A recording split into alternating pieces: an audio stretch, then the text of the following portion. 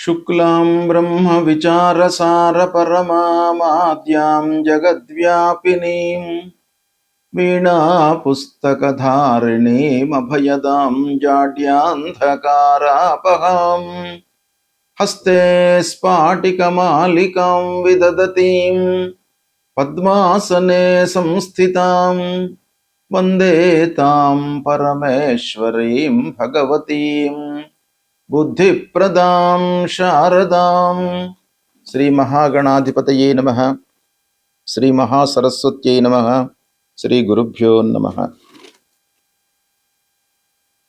శని గోచారము అంటే శని సంచరిస్తున్నటువంటి సమయం లోపల జాతకునికి అంటే 12 రాశులలో జన్మించినటువంటి వాళ్లకు ఎలాంటి ఫలితాన్ని ఇస్తాడు అనేటువంటి విషయాన్ని మనం చూసినట్టయితే, శని ఒక రాశిలో సంచరించడానికి దాదాపుగా 2.5 సంవత్సరాలు పడుతుంది. అంటే అత్యంత సమయము తీసుకునేటువంటి గ్రహము శనీశ్వరుడే. కనుకనే ఆ శని యొక్క వెలాసిటీ చాలా తక్కువ ఉంటుంది. అంటే రాశి లోపల ఎక్కువ రోజులు ఉండడానికి అవకాశం ఉంది. కనుక శని యొక్క ప్రభావము మానవుని పైన అత్యంత ప్రధానంగా అంటే ఎక్కువ మోతాదులో ఆ శని యొక్క ప్రభావం ఉండేటువంటి అవకాశం బాగా ఉంటుంది అని మన శాస్త్రం చెప్తూ ఉంది. అయితే ఈ శని 2.5 సంవత్సరాలు ఒక రాశిలో ఉన్నప్పుడు వివిధ నక్షత్రాల లోపల కూడాను మారుతూ ఉంటాడు. మీనరాశిలో ప్రస్తుతం సంచరిస్తున్నాడు శనీశ్వరుడు. అంటే పూర్వభాద్ర నక్షత్రం 4వ పాదంతో ప్రారంభమయ్యి రేవతి నక్షత్రం 4వ పాదంతో ఎండ్ అవుతుంది ఈ మీనరాశి. అంటే మొత్తం కలిపినట్టయితే 9 పాదాలలో ఈ శనీశ్వరుడు సంచరిస్తాడు మీనరాశిలో. అయితే ఈ మీనరాశిలో సంచరిస్తూ ఉన్నప్పుడు మొత్తం మీనరాశిలో ఒకే రకమైనటువంటి ప్రభావాన్ని ఇస్తాడా అందరికీ అనంటే ఇవ్వడు. వాళ్ళ జాతకాలను బట్టి ప్రభావం ఉంటుంది.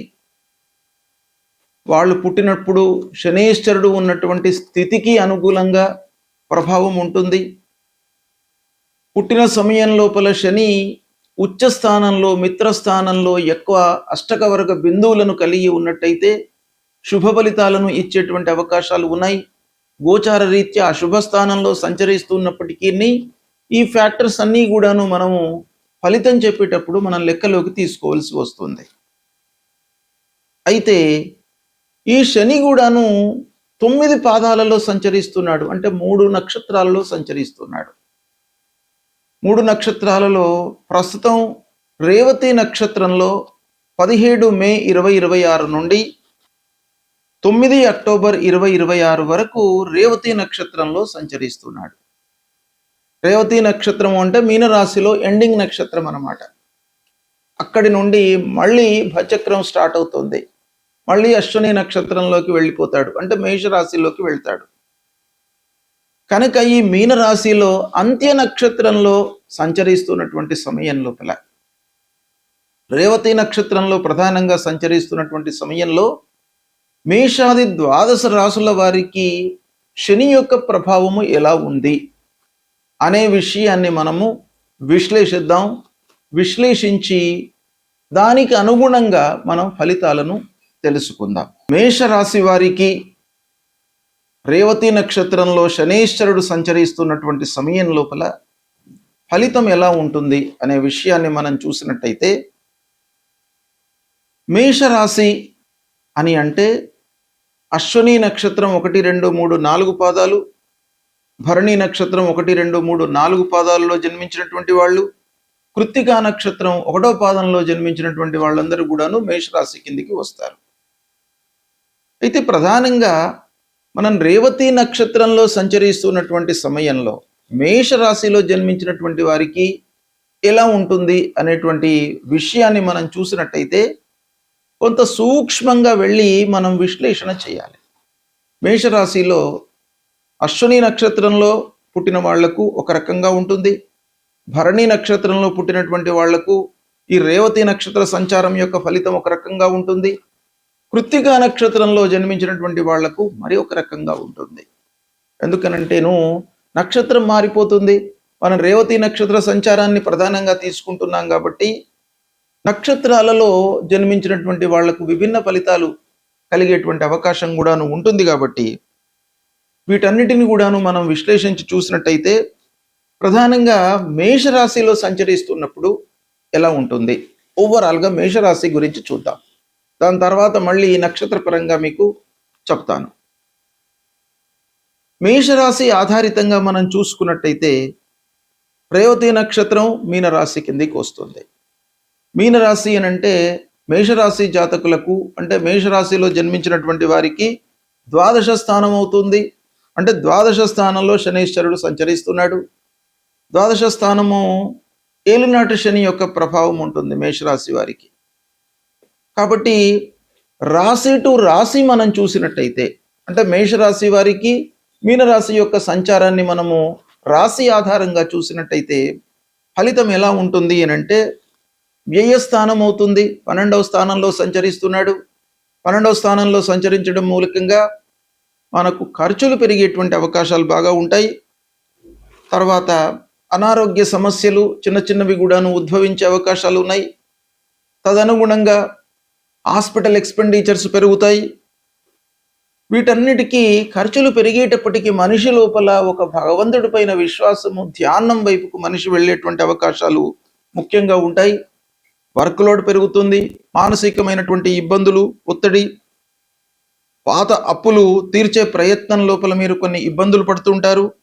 ఆధ్యాత్మిక చింతన బాగా పెరుగుతుంది. రహస్యంగా శత్రువులు మీకు అనర్థం చేసేటువంటి అవకాశాలు ఉంటాయి. వర్క్ లోడ్ మూలకంగా మీరు నిద్ర లేమి సమస్యను ఎదుర్కొనేటువంటి అవకాశం బాగా ఉంటుంది. ఉద్యోగం లోపల కూడాను అంతర్గతంగా కొన్ని ఇబ్బందులు, అంటే వర్క్ లోడ్ పెరగడం మూలకంగా ఆ ఉద్యోగం చేస్తున్నటువంటి ఉద్యోగం లోపల మార్పు వైపుకు మనము ఆలోచన అనేటువంటిది వెళుతుంటుంది. ఒంటరిగా ఉండాలనేటువంటి భావన పెరుగుతుంది. ఇలాంటివి రాశిపరంగా మనం చూసినట్టయితే ఈ ఫలితాలు కనబడుతున్నాయి. అయితే ఇందులో కొంత మనం సూక్ష్మంగా లోపలికి వెళ్ళి మనం ఆలోచించినట్టయితే రేవతి నక్షత్రంలో సంచరిస్తున్నాడు శనీశ్వరుడు. మరి అశ్వని నక్షత్రం వాళ్ళకి ఎలా ఉంటుంది? రేవతి నక్షత్రం బుధుడు అధిపతిగా ఉన్నటువంటి నక్షత్రం. అశ్వని నక్షత్రం కేతు అధిపతిగా ఉన్నటువంటి నక్షత్రం. ఈ రెండు నక్షత్రాల యొక్క కాంబినేషన్ మనం చూసినట్టయితే అశ్వని, రేవతి. ప్రత్యేకంగా అశ్వని నక్షత్రం వాళ్లకు ఎలా ఉంటుంది ఈ సమయంలోనంటే ఆలోచనల లోపల కొంత అస్థిరత పెరుగుతుంది. కొత్త పనులు ప్రారంభించాలనేటువంటి తపన కూడాను కొంత పెరుగుతుంది. అంటే నక్షత్ర పరంగా మనం చూసినట్టయితే కొన్ని ఫలితాల లోపల తేడా వస్తుంది. కాబట్టి అశ్వని నక్షత్రం వాళ్లకు కొత్త పనులు ప్రారంభించాలి అనేటువంటి ఒక ఆలోచన వస్తుంది. కానీ శని ప్రభావం మూలకంగా పనుల లోపల కొంత ఆలస్యం గోచరిస్తుంది. విదేశీ ప్రయాణాలు యోగిస్తాయి. ఇకపోతే కేతు ప్రభావము, నక్షత్రాధిపతి కేతువు, ఈ కేతు ప్రభావం మూలకంగా కొంత విరక్తి భావన అనేటువంటిది పెరుగుతుంది. అంటే వైరాగ్యం పెరుగుతుంది. ఆకస్మికమైనటువంటి ఖర్చులు ముందుకు వస్తాయి. కుటుంబం లోపల ఖర్చులు పెరుగుతాయి. ఇకపోతే పాత స్నేహితుల మూలకంగా కొన్ని ఇబ్బందులు కలిగేటువంటి అవకాశాలు ఉంటాయి. అప్పులను తీరుస్తారు. కోర్టు వ్యవహారాలలో కొంత ఆలస్యం గోచరిస్తుంది. ఆరోగ్యంపై శ్రద్ధ వహిస్తారు. ఆత్మ పరిశీలన ముఖ్యంగా మీరు చేసుకుంటారు. అశ్విని నక్షత్ర జాతకులు సహనం ముఖ్యంగా ఈ సమయం లోపల అవసరము. శని క్రమశిక్షణను ఇస్తాడు మీకు.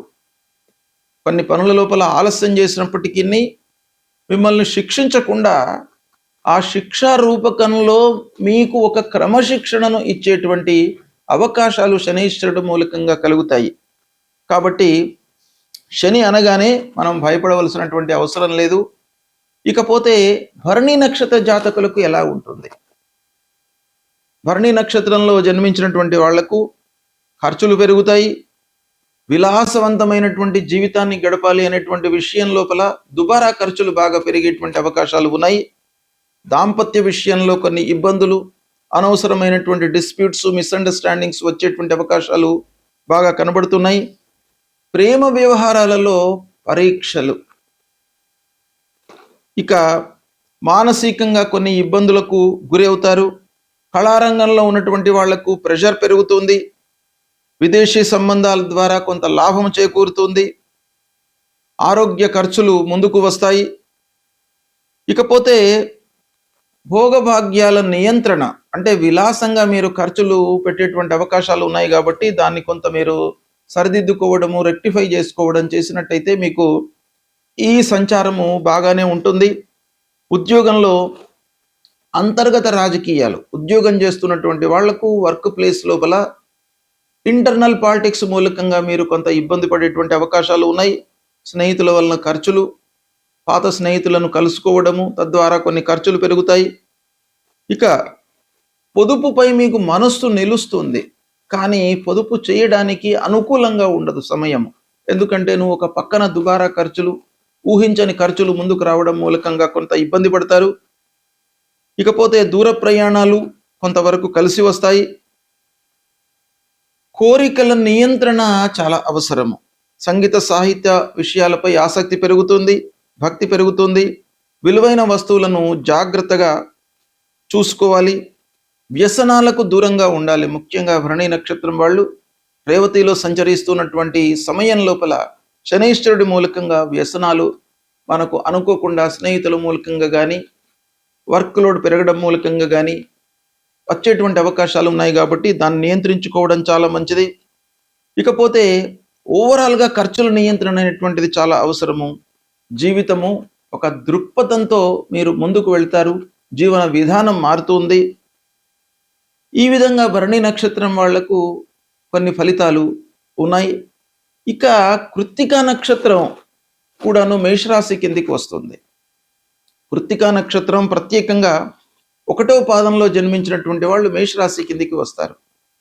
అయితే ఈ కృత్తికా నక్షత్రం 1వ పాదంలో జన్మించినటువంటి వారికి ఫలితాలు ఎలా ఉంటాయి అనే విషయాన్ని మనం చూసినట్టయితే, కృత్తికా నక్షత్రానికి సూర్యుడి అధిపతి.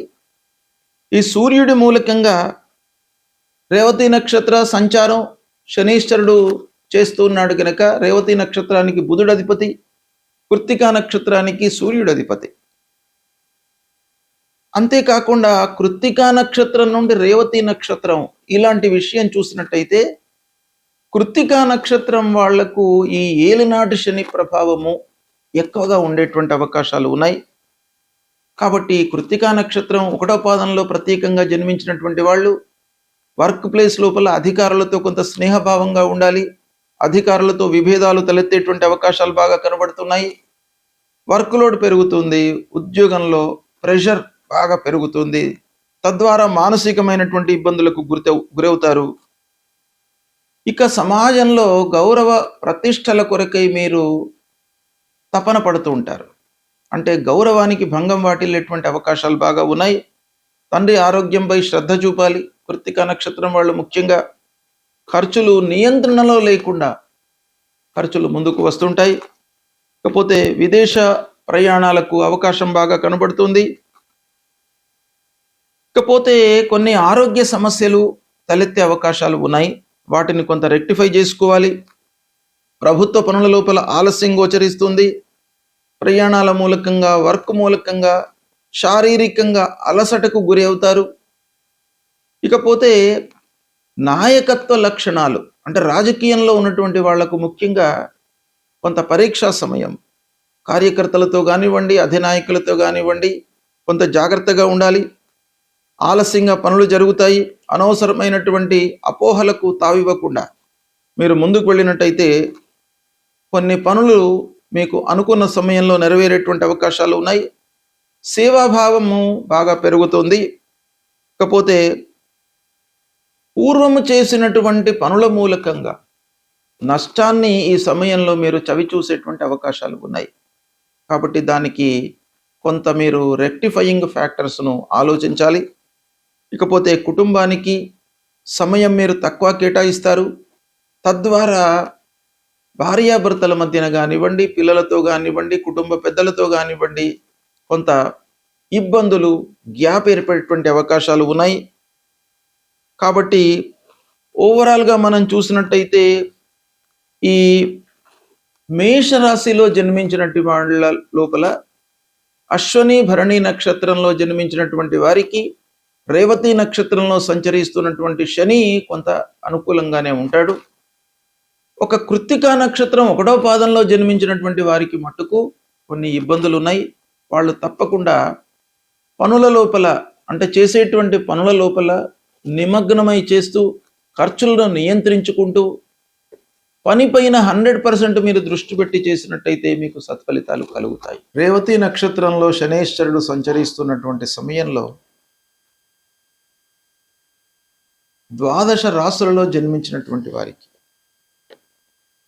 ప్రధానంగా రాశిపరంగా, నక్షత్రం ప్రకారంగా విభిన్నమైనటువంటి ఫలితాలు ఉంటాయి. శనేశ్వరుడు ముఖ్యంగా 3, 6, 11 స్థానాలలో సంచరిస్తున్నటువంటి సమయంలో రాశి పరంగా ఆలోచించినట్టయితే మంచి ఫలితాలను ఇస్తాడు.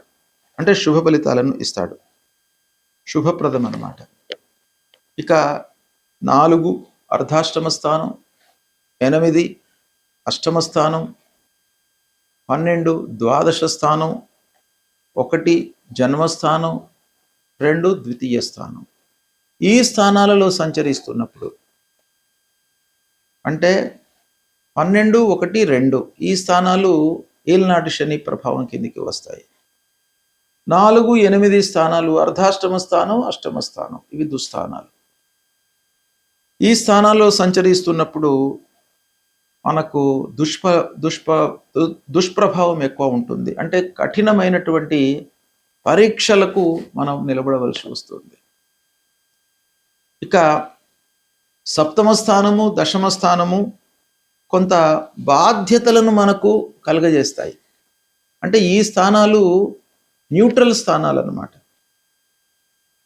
అంటే గోచార రీత్యా ప్రతికూలమే అయినా కూడాను మనము కొంత కష్టపడి ఆలోచించి నిర్ణయాలు తీసుకున్నట్టయితే ఫలితాలను మనము మన వైపుకు మోల్డ్ చేసుకోవడానికి అవకాశాలను కలిగించేటువంటి స్థానాలు అన్నమాట. ఈ విధంగా ఈ స్థానాలలో సంచరిస్తున్నప్పుడు మనం ఏం చేయాలి?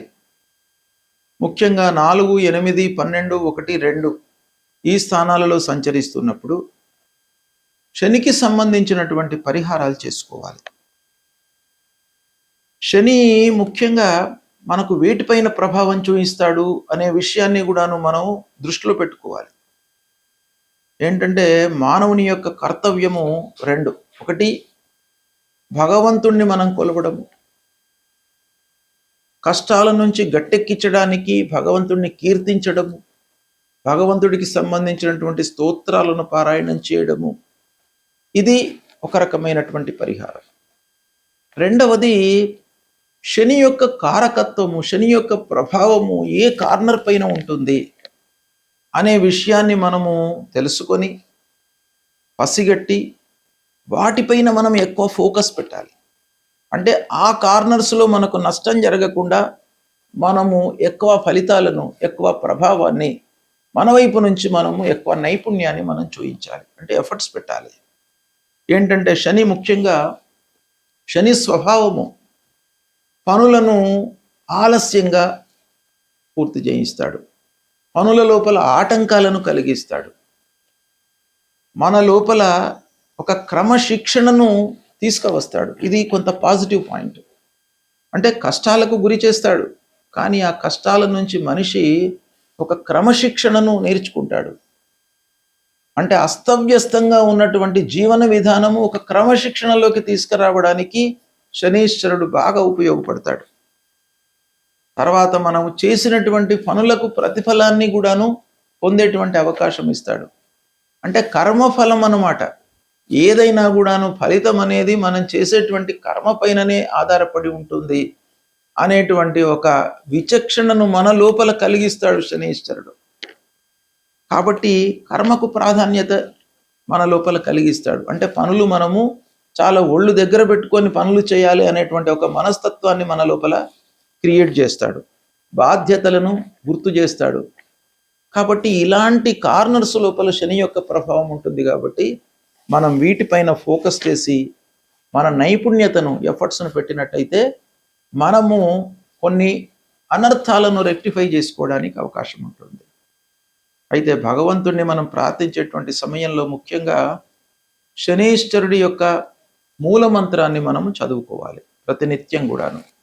ఏంటి అని అంటే, నీలాంజన సమాభాసం రవిపుత్రం యమాగ్రజం ఛాయా మార్తాండ సంభూతం తం నమామి శనైశ్చరం అనేటువంటి మూల మంత్రాన్ని ప్రతినిత్యం కూడా చదువుకోండి. స్నానం చేసిన తర్వాత మన ఇంట్లో ఉన్నటువంటి దేవుడి దగ్గర ఒక్క క్షణం నిశ్చలమైనటువంటి మనస్సుతో నిలిచి ఆ భగవంతుణ్ణి నమస్కరిస్తూ ఈ శ్లోకాన్ని పఠించండి. ఆంజనేయ స్వామి గుడికి వెళ్ళండి. హనుమాన్ చాలీసా పారాయణం చేయండి. నల్ల వస్త్రము, నువ్వుల నూనె, ఇనుప ముక్క ఇలాంటివి దానంగా ఇవ్వండి. నీడీ పర్సన్స్కు వస్త్రదానం చేయండి. అంటే ఎవరైతే ఇబ్బందులలో ఉన్నారో వాళ్లకు వస్త్రదానం చేయండి. ఆకలితో అలమటిస్తున్నటువంటి వాళ్లకు మీ శక్తి కొలది అన్నదానం చేయండి. రోజు ఒకరికి ఇద్దరికి మీకు వీలైతే అన్నం పెట్టించండి. ఇలాంటివి చేయడం మూలకంగా మీకు ఆ భగవంతుడి యొక్క అనుగ్రహం కలుగుతుంది. తప్పకుండా గ్రహాల మూలకంగా ఏవైతే దుష్ప్రభావము కలుగుతుందో అవన్నీ కూడాను దూరమవుతాయి. భగవంతుడి యొక్క అనుగ్రహం లభిస్తుంది. శుభం.